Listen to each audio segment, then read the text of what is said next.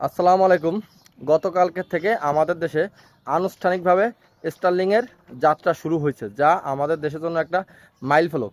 এখন যেই বিষয়টা আমি কথা বলতে যাচ্ছি, যে এই যে স্টারলিংয়ের যে যাত্রা শুরু হয়েছে, এখন এই সুবিধা কারা পাবে, কিভাবে পাবে, এবং এটা সুবিধা আর অসুবিধা কি। এখন এটা একটা নিরবিচ্ছিন্ন ইন্টারনেট সংযোগ, যেটা আমরা হয়তো অনেকেই জানি, যে এটা সরাসরি মহাকাশ স্টেশন থেকেই ইন্টারনেট প্রোভাইড করা হবে, যেখানে কোনো মাধ্যম থাকবে না। যেমন আমরা এখন গতানুগতিক যে ইন্টারনেট ব্যবহার করে থাকি, সেগুলো দুই ধরনের। একটা হচ্ছে ব্রডব্যান্ড কানেকশন, যেটা কি বলে যায়, সমুদ্রের ভিতর দিয়ে অপটিক্যাল ফাইবারের ভিতর দিয়ে আসে। আর আরেকটা হচ্ছে সিম ভিত্তিক, যে টাওয়ারের মাধ্যমে যে ইন্টারনেট সাপ্লাই হয়। আর এটা হচ্ছে সরাসরি ইলন মাস্কের যে মহাকাশে কৃত্রিমভাবে স্যাটেলাইট করা আছে, ওইখান থেকে সরাসরি ইন্টারনেট দিবে। এখন এটার ফলে কি হবে, যে কোনো কারণে কোনো বশত ইন্টারনেট চলে যাওয়ার বা বিচ্ছিন্ন হওয়ার কোনো সুযোগ থাকবে না। কিন্তু এখানে যে ব্যাপারটা, সেটা হচ্ছে যে এই যে সংযোগটা, এই সংযোগটা অনেক ব্যয়বহুল, যা আমাদের দেশের মানুষের জন্য মোটেও সামঞ্জস্যপূর্ণ না।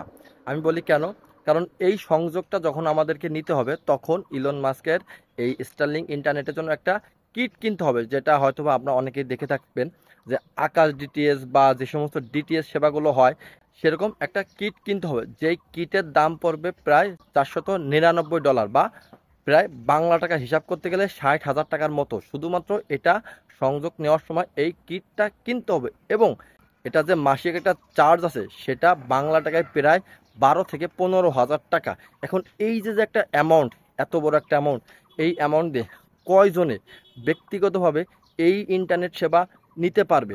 কারণ প্রথমে একটা অনেক বড় একটা অ্যামাউন্ট দিয়ে কিটটা কিনতে হবে, এবং মাসে মাসে যে একটা বিল, এই বিলটাও আমাদের জন্য এবং আমাদের দেশের মানুষের প্রেক্ষাপটে অনেক বেশি। হ্যাঁ, এগুলো হয়তো বা কারা ব্যবহার করতে পারবে, যেগুলো বড় বড় সরকারি প্রতিষ্ঠান আছে বা কর্পোরেট বড় বড় প্রতিষ্ঠান আছে, তারা হয়তো বা একটা দিয়ে তারা পুরো অফিসটাকে সার্ভিস দিতে পারবে। কিন্তু ব্যক্তিগতভাবে বা ছোটোখাটো কোম্পানি বা ছোটোখাটো যে সমস্ত প্রতিষ্ঠান আছে, তাদের জন্য এটা একেবারেই সাধ্যের বাইরে। তারপরও যাদের দরকার, বা যারা সরকারিভাবে বা বড় বড় আইটি প্রতিষ্ঠান আছে, তাদের জন্য অনেক ভালো একটা জিনিস, কারণ তারা নিরবিচ্ছিন্ন ইন্টারনেট সেবা পাবে এবং উচ্চ গতি সম্পন্ন ইন্টারনেট।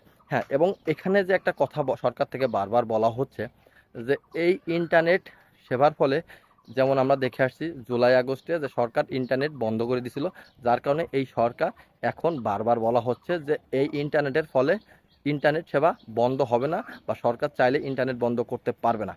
এখন আমার প্রশ্ন, যে এই যে এত ব্যয়বহুল একটা ইন্টারনেট সেবা, এটা কতজনে এই সংযোগটা নিতে পারবে? আমি যেটা একটু আগেই বললাম, যে এটার যে মাসিক যে খরচ, এটা কারো পক্ষেই, সাধারণ মানুষের পক্ষে ব্যয় করা কোনোভাবেই সম্ভব না। কারণ আমরা যেখানে মাসে 500 থেকে 1000 টাকা মাসিক ইন্টারনেট বিল দিয়েই আমাদের ইন্টারনেট চালাইতে হিমশিম খাচ্ছি, যেখানে গড়ে আমাদের দেশে মনে হয় না যে গড়ে 50% মানুষও ইন্টারনেট সেবার আওতায় আছে এই 500 থেকে 1000 টাকার যে মানে মান্থলি যে প্যাকেজ, সেখানে।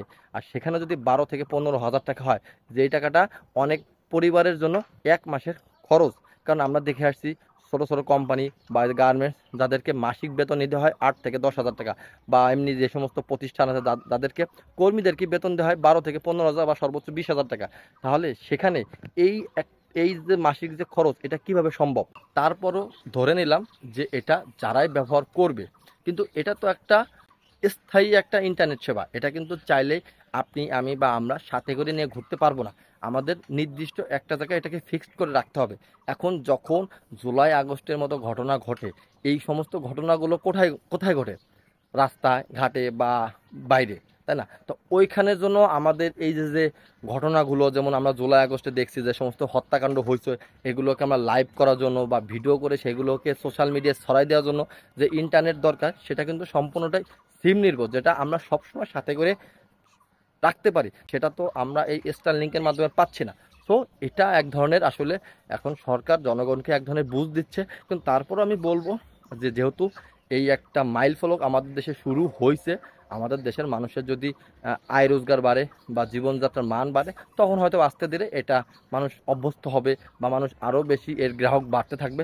সর্বোপরি একটাই কথা, যেহেতু নতুন একটা জিনিস চালু হয়েছে, এটা অবশ্যই ভালো একটা উদ্যোগ।